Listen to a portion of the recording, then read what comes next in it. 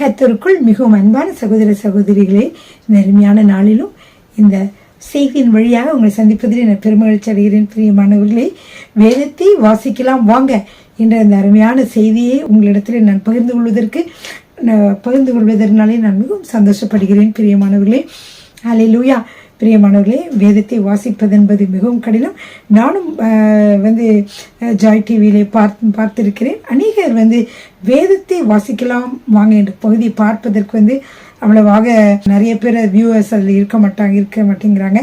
அது மட்டும் இல்லை, அதில் என்னன்னா அதில் ஏன் அப்படி இருக்குதுன்னா, அதை வாசிக்கிறது, வேதத்தை வாசிப்பதையோ அல்லது வேதத்தை பற்றி கேட்பதற்கோ அநேகருக்கு அதில் இஷ்டம் இருக்கிறதில்ல. ஏன்னா அது ரொம்ப மகிழ்ச்சி உள்ளதாக இருக்கிறது இல்லை. அவங்களுக்கு ஏதோ ஒரு புதிய காரியங்களோ ஒரு புதிய ஒரு நிகழ்ச்சியோ இல்லை தற்கால நிகழ்ச்சியோ எது சொன்னால் அது மக்கள் அநேகர் விரும்பி பார்ப்பார்கள். ஆனால் அதே நேரத்தில் வேதத்தை குறித்த காரியங்களை உங்களோடு பகிர்ந்து கொள்கிற பொழுது அதே அநேகர் கேட்கறதில்லை. பிரியமானவர்களே, அதனால் ஏனென்றால் வேதத்தை வாசிப்பது என்பது மிகவும் கடினமான காரியம். ஆம் பிரியமானவர்களே, வேதம் என்பது நமக்கு கர்த்தர் கொடுத்த வார்த்தையாக இருக்கிறது. ஆனால் இதை நாம் வாசிக்கிற பொழுது, ஜெபிக்கிற பொழுது கூட நம்ம ஏதோ ப்ரேயர் பாயிண்ட்ஸை வச்சுட்டு நம்ம கண்ணமூடி ஜெபிக்கலாம், அதுக்கு கூட தடைகள் வராதான. நீங்கள் வேதத்தை வாசிக்கிற பொழுது டக்குன்னு யாராவது வருவாங்க, பேசினாங்கன்னா உங்களுக்கு அந்த சிந்தனை கலைஞ்சிரும். அது மட்டும் இல்லை, வேதத்தை வாசித்து கொண்டு இருக்கிற பொழுதே உங்களுக்கு பல நேரங்கள் பல சிந்தனைகள், ஐயோ நம்ம சமையல் முடிச்சிட்டோமா, இல்லை அடுப்பில் ஏதாவது இருக்கா, அல்லது வீட்டை நம்ம சுத்தமாக செஞ்சிட்டோமா, அல்லது என்ன நண்பரை பார்க்க வேண்டியுமே, அல்லது இந்த பணத்தை கட்ட வேண்டுமே, இதை கட்டணும், அது என்ன செய்யணும்னு சொல்லிட்டு நாளைக்கு என்ன செய்யலாம், நம்ம பிள்ளைகளை குறித்து மற்ற எல்லாவற்றையும் குறித்த காரியங்களையும் பார்த்தீர்கள் என்றால் இந்த வேதத்தை வாசிக்கிற பொழுது எல்லாமே நம்மளுக்கு சிந்தனையில் வரும். அப்படியே உங்கள் சிந்தனை என்ன செய்யும், அப்படி அப்படி சிதறடிக்கப்படுகிறதாக இருக்கிறது இல்லையா? ஏன்னா வேதத்தை வாசிக்கிற பொழுது அவ்வளோ கடினம். ஏனென்றால் வேதத்திலே பிரியமானவர்களே அநேக நன்மையான காரியங்கள் காணப்படுகிறது. அநேக உங்களுக்கு வாழ்க்கைக்கு தேவையான பல பிரச்சனைகளுக்கு தேவையான தீர்வுகள் வேதத்தில் காணப்படுகிறது. அதனால தான் பிரியமானவர்கள் வேதத்தை நாம் வாசிக்கிற பொழுது எப்பொழுதுமே எப்படி இருக்கும், ரொம்ப நேரம் நம்மளால வேதத்தை வாசிக்க முடியாத மாதிரி இருக்கும். அதனால தான் இந்த அருமையான ப்ரோக்ராம் உங்களுக்கு மிகவும் உதவி செய்கிறதாக இருக்கும். என்னவென்றால், நீங்கள் வேதத்தில் நம்ம இப்போ 1 ராஜாக்கள் வரைக்கும் வந்திருக்கிறோம். இப்போ இந்த 1 ராஜாக்கள் புத்தகம் வரைக்கும் வந்திருக்கிற பொழுது உங்களுக்கு எளிதாக உங்களுக்கு வேதத்தை படிக்க, அதை புரிந்து கொள்ள, அதில் புத்தகங்கள் என்னென்ன எழுதப்பட்டிருக்கிறது, ஏன் எழுதப்பட்டிருக்கிறது என்று புரிந்து கொள்ள மிக உதவியாக இருக்கும். பிரியமானவர்களே, நம் வேதத்திலே எவ்வளவு 2000 வருடங்களுக்கு முன்பாக, இப்பொழுது 2000 வருடங்களுக்கு முன்பாக இயேசு கிறிஸ்து பிறந்தார். அதற்கு முன்பாக 2000 வருடங்கள், அதுக்கப்புறம் 2000 மொத்தம் 6000 வருடமாக எழுதப்பட்ட காரியங்கள் வேதத்தில் காணப்படுகிறது. இப்போ 4000 வருடங்களுக்கு முன்பு முதலாவது நம்ம வேதத்தில் வாசிக்கிற பொழுது என்ன வாசிக்கிறோம், ஆதியாகமத்தில் உலகம் எப்படி சிருஷ்டிக்கப்பட்டது, முதல் விசுவாச தகப்பன் ஆபிரகாம்ல இருந்து அப்படியே ஒவ்வொருத்தவங்களுடைய வாழ்க்கை வரலாறாக வரும். ஆபிரகாம், ஈசாக்கு, யாக்கோபு, அதுக்கப்புறம் யோசேப்பு என்று அவர்களுடைய வரலாறுகள் எல்லாம் நம்ம ஆதியாகமத்தில் பார்க்கிறோம். அப்புறம் யாத்திராகமத்தில் என்ன பார்க்கிறோம் என்றால், இது இஸ்ரவேல் மக்கள் யோசேப்பு பார்வோன், அதை எகிப்து தேசத்தில் விற்கப்பட்டதுனால அவர் அங்கே இருந்ததுனாலே, அவர் அங்கே பலிகை பெருகி அங்கே ஒரு சேனையா குடும்பங்களாக இருந்ததுனால அவர்கள் அனைவரும் என்ன செய்கிறார்கள் என்றால், அங்கே அநேகர் இருக்கிறார்கள். அதுதான் எகிப்து அவங்க யாத்திராகமத்தில் என்ன காணப்படுகிறது என்றால், அவர்கள் அனைவரும் கானான் தேசத்தை நோக்கி பிரயாணப்படுகிற காரியங்களை நம்ம யாத்திராகமத்தில் பார்க்கிறோம். அதுக்கப்புறம் ஆதியாகமம், யாத்திராகமம், லேவியராகமத்தில் என்னென்ன கர்த்தர் அவர்களுக்காக வேண்டி ஒரு நடமாடும் ஒரு ஆலயத்தை உண்டாக்கினார், அதிலே அவர்கள் என்னென்ன செய்ய வேண்டும், எப்படி பலியிட வேண்டும், எதெல்லாம் கர்த்தருக்கு பலியிட வேண்டும், எப்படி நம்ம எல்லா காரியங்களும் நம்ம ஆசிரமமாக எப்படி ஆசரிக்கிறது என்ற கூடிய காரியங்கள் எல்லாம் லேவியராகமத்தில் காணப்படும். அப்புறம் லேவியராகமத்துக்கு அடுத்து என்ன வருகிற பொழுது மக்களுடைய தொகைகள் எப்படி ஆரம்பத்தில் இருந்து எங்கே ஆதியாகமத்தில் பார்த்தோம்னா அந்த மக்கள் எகிப்து தேசத்திலிருந்து கானான் தேசத்தை நோக்கி அவர்கள் செல்கிற வேலை அவர்கள் எண்ணப்படுகிறார்கள், எத்தனை மக்கள் இருக்கிறார்கள் என்று எண்ணப்பட்டது மற்ற காரியங்கள் எண்ணாகமத்தில் அடங்கியிருக்கிறது. அதுக்கப்புறமாக உபாகமம்ல கூட இந்த பலிகளை பற்றி தான் வரும். பலிகள் நம்ம என்னென்ன இது சட்டங்கள் நம்ம கடைபிடிக்க வேண்டும் என்று சொல்லி பலிகளை பற்றி ஃபுல்லாக இதில் வரும், உபாகமத்தில் வரும். இந்த லேவியராமத்தில் ஃபுல்லாக சட்டங்கள் வரும், என்னென்ன சட்டங்கள் அப்படின்னு சொல்லி வரும் இல்லையா. அப்புறம் வந்து உபாகமத்தை தாண்டி வருகிற பொழுது அதேம் யத்ரம் லேவியரும் இன்னும் உபாகமம் யோசுவாவுடைய வீர வரலாறு காணப்படும். எப்படி அவர் வந்து அந்த கானான் தேசத்தை சுதந்திரிக்கிறார் என்று நம்ம வந்து யோசுவாவினை நாம் பார்க்கலாம் பிரியமானவர்களே. அதுக்கப்புறமாக யோசுவாவுக்கு அடுத்தபடியாக நம்ம வந்து என்ன பார்க்கிறோம் என்றால் நியாயாதிபதிகள். யோசுவாவுக்கு அடுத்ததாக வந்து பார்த்திங்கன்னா அடுத்ததாக வந்து நியாயாதிபதிகள். அடுத்து நியாயாதிபதிகள் காலத்தில் வந்து எப்படி இருந்தாங்க மக்கள் வந்து என்று சொல்லி பார்க்கும். நியாயாதிபதிகளுக்கு அடுத்து அரசர்களுடைய காலம் வருகிறது. முதலாவது நியாயாதிபதிகளுக்கு அடுத்து என்னன்னு பார்த்தீங்கன்னா 1 சாமுவேல் 2 சாமுவேல். இதில் முழுவதும் அரசர்களை பற்றி பார்க்கும். மக்கள் வந்து அரசர் தான் எங்களை அரசாட்சி செய்யணும், நியாயாதிபதிகள் எங்களுக்கு வேண்டான்னு சொன்னாங்க. அதனால அரசர்கள் பார்க்கிற பொழுது தாவீதுக்கு முதல்ல சவுல் வருகிறார், சவுல் முதல் அரசராக. அதற்கப்புறம் தாவீது அரசராக வருகிறார். அதற்கப்புறம் அவருடைய மகன் வந்து சாலமன் அரசராக வருகிறார். இவ்வளவு காரியங்களும் பார்த்து விட்டோம் பிரியமானவர்களே. இது 1 சாமுவேல் 2 சாமுவேல் முடிவடைகிறது. அதற்கு அடுத்ததாக 1 ராஜாக்களை நாம் பார்த்து கொண்டு வருகிறோம். இந்த 1 ராஜாக்கள் புத்தகத்தை நான் பார்த்து கொண்டு வருகிற வேளையிலே அதில் நீங்கள் வந்து என்னென்ன பார்க்கிறீர்கள் என்றால், இந்த சாலமனுடைய வாழ்க்கை வரலாறு, சாலமன் எப்படி வந்து அரசராக நியமனம் செய்யப்படுகிறார், அப்புறம் வந்து அவர் வந்து எப்படி அரசராக பொறுப்பேற்கிறார், அவருடைய பதவி காலம், அவருடைய பதவியில் அவருடைய புகழ்ச்சி, பதவியில் அவருடைய வீழ்ச்சி என்று சொல்லி நம்ம வந்து எல்லாவற்றையும் நாம் வந்து 1ஆம் அதிகாரம் முதல் 11ஆவது அதிகாரத்துக்குள்ள நம்ம அனைத்தையும் பார்த்து விடுகிறோம். இது வந்து என்ன சொல்கிறோம் என்றால் 1 ராஜாக்கள் புத்தகத்தில் வந்து 2 பெரும் பிரிவுகளாக பிரிக்கலாம் என்று சொல்லியிருந்தேன். முதல் பிரிவு என்னவென்றால் ஐக்கிய அரசாக என்ன இருந்தது, நம்மளுடைய இஸ்ரவேல் தேசமானது ஐக்கிய அரசாக இஸ்ரவேல் தேசமும் யூதா தேசமும் ஒன்றுபட்டு இருந்தது. என்ன அழைக்கப்படுகிறது, ஐக்கிய அரசு. இதை யார் அரசாண்டார் என்றால் இது வந்து சோலமன் அரசாண்டார். அதற்கப்புறம் பார்த்தீர்கள் என்றால் 12ஆவது அதிகாரத்திலிருந்து 22ஆவது அதிகாரம் வரைக்கும் பார்த்தீர்கள் என்றால் பிளவுற்ற அரசு வருகிறது.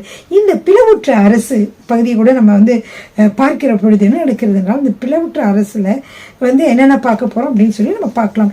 எல்லோரும் வந்து முதல்ல வந்து நான் வந்து முன்னாடி என்னென்ன நம்ம படித்தோம் இது வரைக்கும் பார்த்தோம் என்று சொல்கிற காரியங்களை உங்களிடமாக நான் பகிர்ந்து கொண்டேன் பிரியமானவர்கள். இப்பொழுது நாம் இந்த நாளிலே பார்க்கக்கூடிய செய்திக்கு வரலாம். பிரியமானவர்களே, எல்லாரும் உங்களுடைய வேத புத்தகத்தை எடுத்துக்கொள்ளுங்கள், பேனாவை எடுத்துக்கொள்ளுங்கள், நோட்டு புத்தகத்தையும் எடுத்துக்கொள்ளுங்கள். சரிங்க பிரியமானவர்களை, நான் உங்களுக்கு சொல்லியிருந்தேன் 1 ராஜாக்கள் புத்தகத்தை முதல் பகுதி 2 பகுதி என்று 2 பிரிவுகளாக பிரிக்கலாம். முதல் பகுதியில் ஐக்கிய அரசு என்று அழைக்கப்படுகிறது. 2வது பிரிவு பிளவுற்ற அரசு. ஓகே, ஐக்கிய அரசு நான் 3 பிரிவாக பிரிச்சிருந்தேன். 1ஆம் அதிகாரம் முதல் 11 அதிகாரங்கள் உள்ள அந்த ஐக்கிய அரசு பகுதியை வந்து 3 பகுதியாக பிரிச்சிருந்தேன். என்னன்னா, சாலமோன் அரசராக நியமனம், சாலமோன் அரசராக உயர்வு, சாலமோன் அரசராக வீழ்ச்சி. ஆக மொத்தம் இந்த காரியங்களை நாம் பார்த்து விட்டோம். அடுத்ததாக பார்த்தீர்கள் என்றால் இன்றைய நாளிலே பிளவுபட்ட அரசு அல்லது பிளவுற்ற அரசு. இந்த வந்து 12ஆவது அதிகாரம், அதாவது 1 ராஜாக்கள் 12ஆவது அதிகாரம் முதல் 1 ராஜாக்கள் புத்தகம் 22ஆம் அதிகாரம் வரைக்கும் காணப்படுகிறது. சரிங்க, இந்த பிளவுற்ற அரசு பகுதியை கூட நம்ம வந்து எப்படி பிரிக்கலாம்னா 6 பகுதியாக பிரிக்கலாம் பிரியமானவர்கள். இந்த 6 பகுதி என்னவென்று நீங்கள் பார்க்கிற பொழுது, ஒன்று வந்து ராஜ்யத்தினுடைய பிரிவு பற்றி போடப்பட்டிருக்கிறோம். 12ஆம் அதிகாரமும் 13, 14 அதிகாரங்கள், 12 அதிகாரம் முதல் 14ஆம் அதிகாரம் வரைக்கும் ராஜ்யத்தின் பிரிவு அதை பார்க்கிறோம்.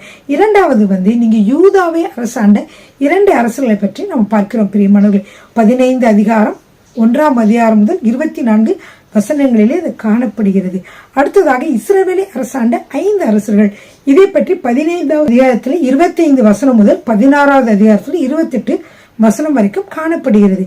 அதுக்கடுத்து ஆகாப் மன்னனுடைய ஆட்சி, இஸ்ரவேலிலே ஆகாப் மன்னனின் ஆட்சி.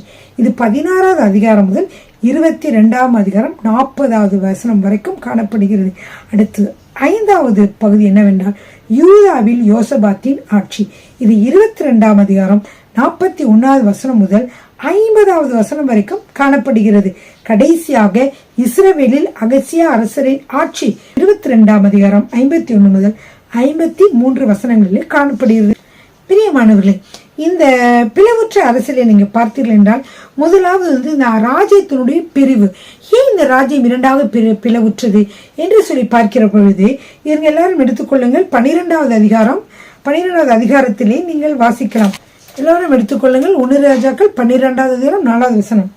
உம்முடைய தகப்பன் பாரமான நுகத்தை எங்கள் மேல் வைத்தார், இப்பொழுதும் நீர் உம்முடைய தகப்பன் சுமத்தின கடினமான வேலையும் அவர் எங்கள் மேல் வைத்த பாரமான நுகத்தையும் லகுவாக்கும். பிரியமானவர்களே, உங்களுக்கு தெரியும் சாலமன் மிகவும் அருமையாக அதுவும் ஆடம்பரமாக என்ன செய்து வந்தார், நாட்டை அரசாண்டு வந்தார் என்று உங்களுக்கு எல்லாம் தெரியும். அதன் பற்றி விளக்கங்கள்லாம் நான் சொல்லியிருக்கிறேன். அப்படி அவர் அரசாண்ட பொழுது அந்த நாட்டை வெளியில பார்க்கிறவர்கள் மிகவும் ஆடம்பரமாக, மிகவும் அழகாக, மிகவும் ஐஸ்வர்யமானதாக அவர் அரசாட்சி செய்து வருகிறார். இது மிகவும் நல்ல ஒரு அரசாட்சி என்று சொல்லி அனைவரும் நினைப்பார்கள் பிரியமானவர்கள். ஆனால் அந்த அரசாட்சிக்குள்ளே என்ன நடந்தது என்று பார்க்கிற பொழுது இது மக்களுக்கு மிகவும் பாரமானதாக, மக்களுக்கு மிகவும் கஷ்டம் உள்ளதாக அது காணப்படுகிறது. எனவேதான் அதை அவர்கள் சொல்லுகிற வேளையிலே பார்த்தீங்கன்னா, முதலாவது பாருங்க, சாலமன் மரித்து பிறகு என்ன நடக்கிறதுனா, சாலமனுடைய மகனாகிய ரெகோபெயாம் அவர் என்ன செய்கிறார் என்றால் அந்த தேசத்திற்கு, இஸ்ரேல் தேசத்திற்கு அரசராக அவர் அரசராக ஆக்கும்படியாக எல்லாரும் கூடி வருகிறார்கள். அது 12ஆம் அதிகாரம் 1ஆம் வசனத்தில் வாசிக்கலாம். ரெகோபெயாமை ராஜாவாக்கும்படி இஸ்ரவேலில் எல்லோரும் சீகேமுக்கு வந்திருந்தபடியால் அவனும் சீகேமுக்கு போனான். ராஜாவாகி சாலமோனை விட்டு ஓடி போய் எகிப்திலே குடியிருந்த நேபாத்தின் குமாரனாகி யெரொபெயாமோ எகிப்தில் இருக்கையில் இதை கேள்விப்பட்டான். அவன் யெரொபெயாமுக்கு ஆள் அனுப்பி அவனை அழைப்பித்தார்கள். அவனும் இஸ்ரவேல் சபை அனைத்து சபையும் ரெகொபெயாமை நோக்கி, பாருங்க, இப்போ ரெகொபெயாம் யாரு, சாலமனுடைய மகன். இந்த ரெகொபெயாம் அரசராக ஆக போகிறார். இந்த ரெகொபெயாம் அரசராக ஆக போகிறதற்காக சீகேமுக்கு எல்லாரும் கூடி வருகிறார்கள். அப்படி எல்லோ இஸ்ரவேல் மக்களும் கூடி வருகிற வேளையிலே எகிப்திலே ஒருவர் இருக்கிறார். அவர் யாரு? யெரொபெயாம். இந்த யெரொபெயாம் என்பவர் சாலமனுக்கு ஒரு வேலைக்காரராக அவர் இருந்தவர். அவருக்கு கீழே வேலை செய்து கொண்டிருந்தவர். அவரை பார்த்தீர்கள் என்றால் ஆண்டவர் என்ன செய்கிறார் என்றால், சாலமோன் கர்த்தருக்கு பிரியமில்லாதவராக இருந்தபடியினாலே ஆண்டவர் என்ன செய்தார் என்றால் ஒரு தீர்க்கதரிசி அனுப்புகிறார். அந்த தீர்க்கதரிசியின் பேர் என்னவென்றால் அகியா. அதாவது நம்ம 30வது வசனத்துல வாசிக்கிறோம். 1 ராஜாக்கள் புத்தகம் 11ஆவது அதிகாரம் 30வது வசனத்துல வாசிக்கிறோம். அகியா தான் போர்த்து கொண்டிருந்த புதுசால்வை பிடித்து அதை 12 துண்டாக கிழித்து போட்டு யெரொபெயாமை நோக்கி 10 துண்டுகளை எடுத்துக்கொள், இஸ்ரவேலின் தேவனாய கர்த்தர் சொல்லுகிறது என்னவென்றால், இதோ நான் ராஜ்யபாரத்தை சாலமோனுடைய கையிலிருந்து எடுத்து கிழித்து உனக்கு 10 கோத்திரங்களை கொடுப்பேன். ஆனாலும் என் தாசனாகிய தாவீதுக்காகவும் நான் இஸ்ரவேல் கோத்திரங்களில் எல்லாம் தெரிந்து கொண்ட எருசலேம் நகரத்துக்காகவும் ஒரு கோத்திரம் அவனுக்கு இருக்கும் அப்படின்னு சொல்லி ஆண்டவர் சொல்லிட்டார். சாலமன் இவ்வளோ தவறுகள், இவ்வளோ காரியங்கள் செய்திருந்தாலும் அவனுடைய பரம்பரையை நான் தாவீதை நினைத்து அவனுடைய பரம்பரைக்காக 2 கோத்திரங்களை நான் கொடுப்பேன். இது யூதா தேசம் என்று அழைக்கப்படும் என்று சொன்னார். இப்படியாக அவர் இருக்கிற பொழுது இந்த யெரொபெயாம் சாலமன் இறப்பதற்கு முன்பாக அவருக்காக பயந்து எகிப்து தேசத்துல போய் ஒழிந்து கொண்டார். ஏன்னா சாலமன் அவரை கொல்ல முயற்சி பண்ணினார். உடனே இதை தெரிந்து கொண்ட யெரொபெயாம் என்ன செய்து கொண்டார்?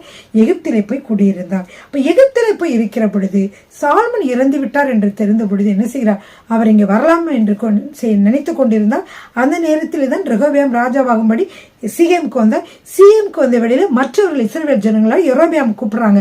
நீ வா எங்களுக்காக சொல்லி கூப்பிட்டோன்னு அவன் வேகமாக வருகிறான். அவன் என்ன செய்கிறான் என்றால், அவனும் மற்ற இஸ்ரவேல் மூப்பர்கள் அனைவரும் அவரை நோக்கி என்ன சொல்கிறார்கள் என்றால், உம்முடைய தகப்பன் 4வது வசனம் 12வது அதிகாரம் 4வது வசனம், உம்முடைய தகப்பன் பாரமான நுகத்தை எங்கள் மேல் வைத்தார். இப்பொழுதும் நீர் உம்முடைய தகப்பன் சுமத்தின கடினமான வேலையும் அவர் எங்கள் மேல் வைத்த பாரமான நுகத்தையும் லகுவாக்கும், அப்பொழுது உண்மை சேவிப்போம் என்றார்கள். அப்படின்னா என்ன அர்த்தம்? இந்த மக்கள் எல்லாம் சந்தோஷமா இல்ல, அவங்க எல்லாம் பாரமா இருந்தாங்க. என்னென்றால் வரி கட்ட வேண்டும், அரச ஜனங்களும் பிரபுக்களும் சந்தோஷமாக வாழ்வதற்கு அவர்கள் கடினமாக உழைத்த பணத்தை தான் அவர்கள் வரியாக செலுத்தினார்கள் பிரியமானவர்கள். எனவே அவர்கள் மிகவும் பாரமோடு இருந்தார்கள். அப்ப ரெகொபெயாம் வருகிற பொழுது சொன்னாங்க, ரெகொபெயாமே சாலமோனுடைய சன் வருகிற பொழுது அவங்க சொன்னாங்க, நீ எங்களை அரசாட்சி செய்யலாம், ஆனா நீ உங்களுடைய தகப்பன் வைத்த சுமைகளை எங்களுக்கு நீங்கள் லகுவாக்கினார், நாங்கள் என்ன செய்வோம், உண்மை செய்விப்போம் என்று சொன்னார்கள்.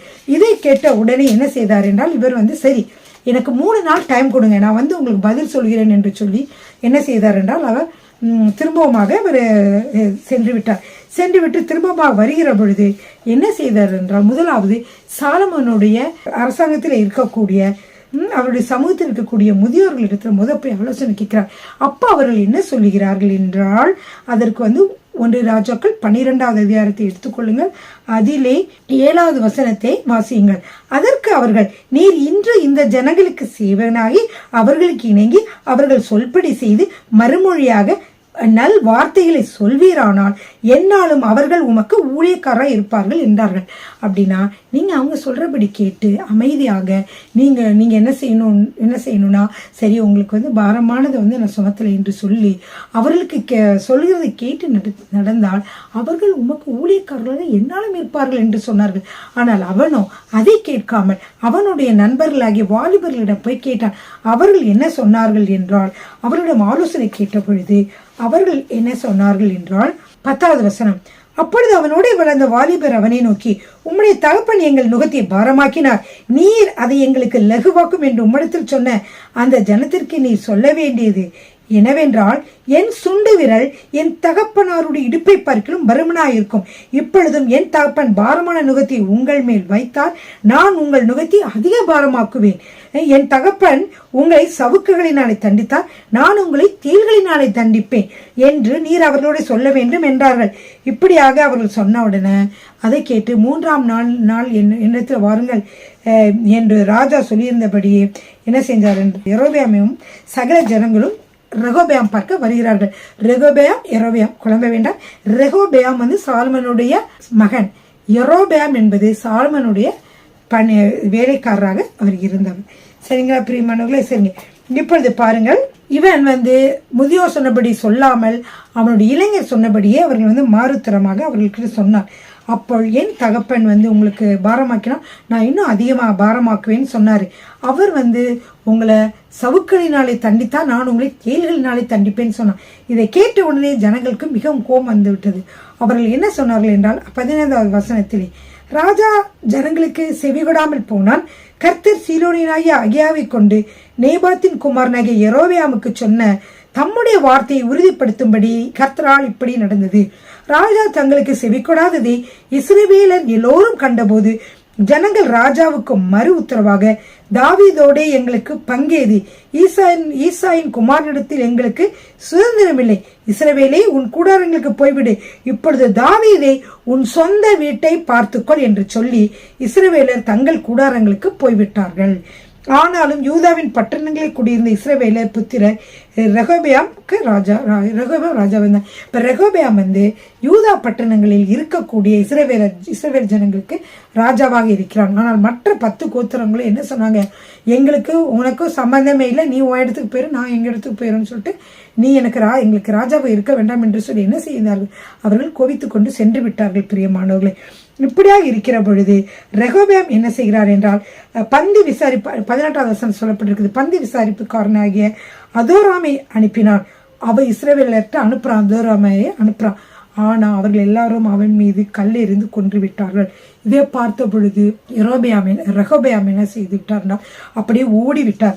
ரெகோபெயாம் ஓடி போய் என்ன செய்தார் என்றால் எருசலேமுக்கு ஓடி போனான். இப்போ எருசலேமுக்கு போயிட்டா இப்படி என்னால் இருக்க வரைக்கும் என்ன பண்ணாங்க, தாவீதின் வம்சத்தாரும் தாவீதின் வம்சம் இஸ்ரவேல் வம்சம் என்ன செஞ்சிச்சு, சண்டை போட்டு பிரிந்து கொண்டார்கள் பிரியமானவர்கள். சரிங்க, அதுக்கடுத்ததாக என்ன நடக்குது என்றால், இந்த ரெகோபெயாம் என்ன செய்கிறான் என்றால், அங்கே இஸ்ரவேலர் எல்லாரையும் கூட்டி கொண்டு வருகிறான். இவ்வளவு பேரு எல்லாரையும் கூட்டிட்டு வருகிற பொழுது பார்த்தீங்கன்னா யூதா கோத்திரம் மாத்திரமே ரெகோபெயாமை பின்பற்றியது.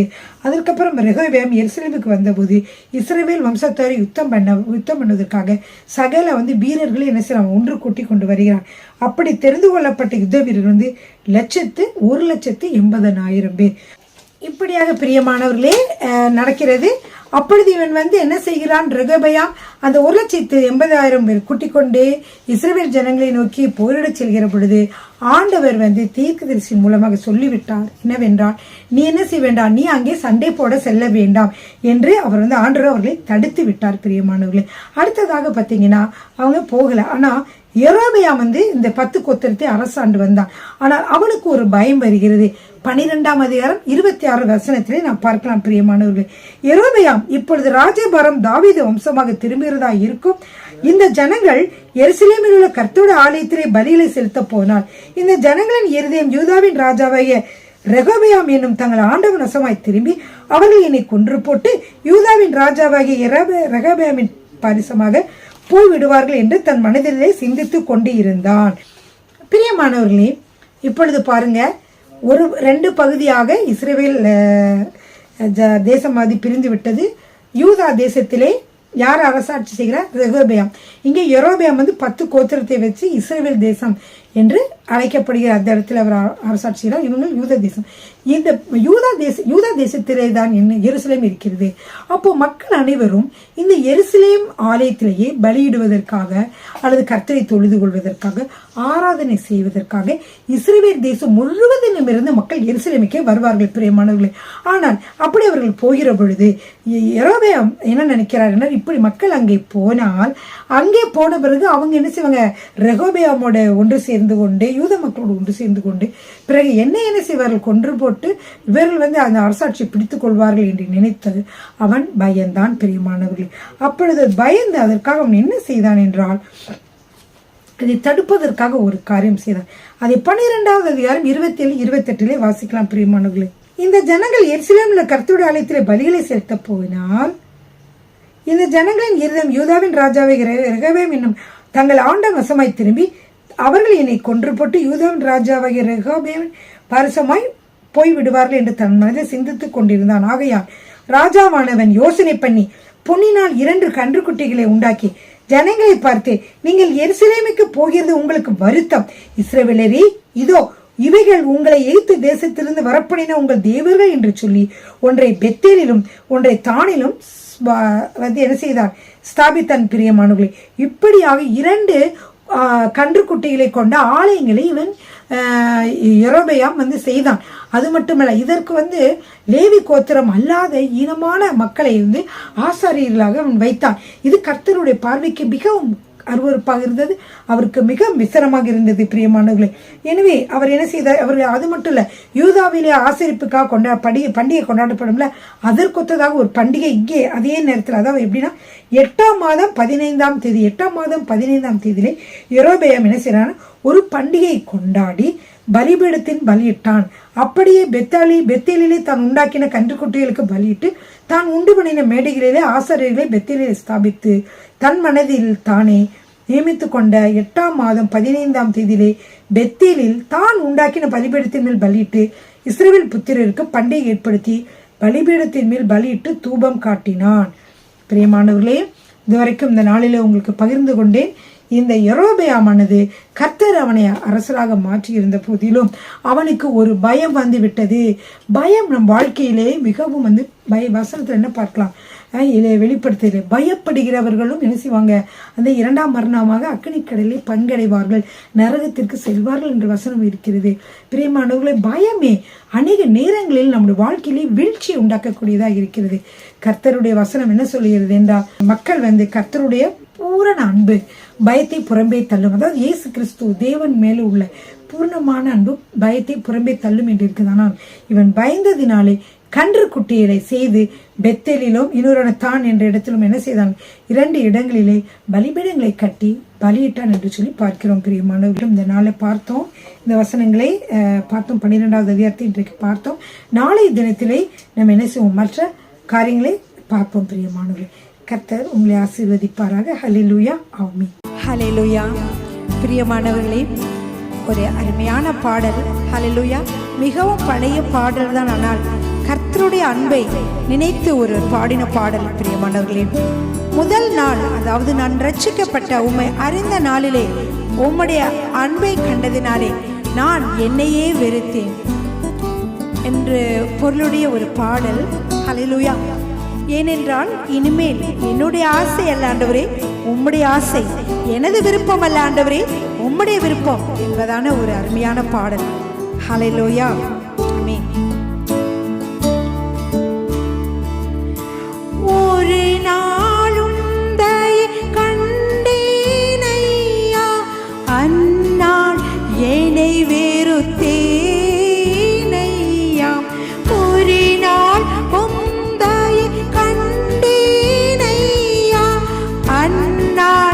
என்னை வெறுத்தேன் ஐயா, உம் தயை பெரிதை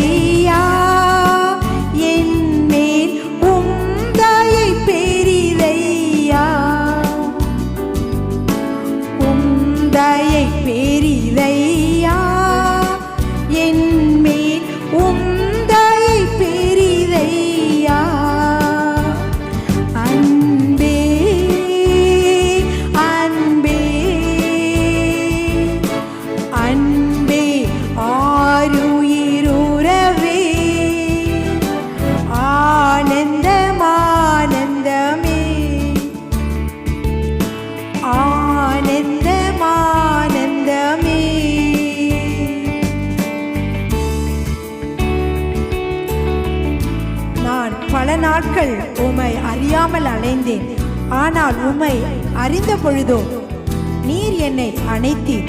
துரோகியாய் வாழ்ந்த என்னை கூட நீர் அணைத்தீர். ஹல்லேலூயா, ஆமென்.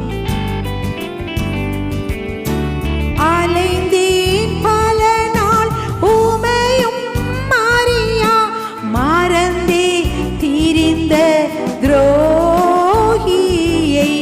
அலைந்தேன் பல நாள் உம்மையும் அறியா, அலைந்தே திரிந்த துரோகியை அனைத்தீர் அன்பாலே, என்னையும் அனைத்தீர் அன்பாலே, அனைத்தீர் அன்பாலே, என்னையும் அனைத்தீர் அன்பாலே. அன்பே அன்பே அன்பே ஆருயிர் உறவே, ஆனந்தம் ஆனந்தமே, ஆனந்தம் ஆனந்தமே. பூலோகத்தின் பொருளின் மகிமை அழியும் பொல்லின் பூவை போல், பூலோகத்தின் பொருளின் மகிமை அழியும் பொல்லின் பூவை போல். வாடாதே ஐயா உம் அன்பு, வாடாதே ஐயா, வாடாதே ஐயா உம் அன்பு, வாடாதே ஐயா. அன்பே அன்பே அன்பே ஆருயிர் உறவே, ஆனந்தம் ஆனந்தமே, ஆனந்தம் ஆனந்தமே, ஆனந்தம் ஆனந்தமே. கர்த்தர் உங்களை ஆசீர்வதிப்பாராக.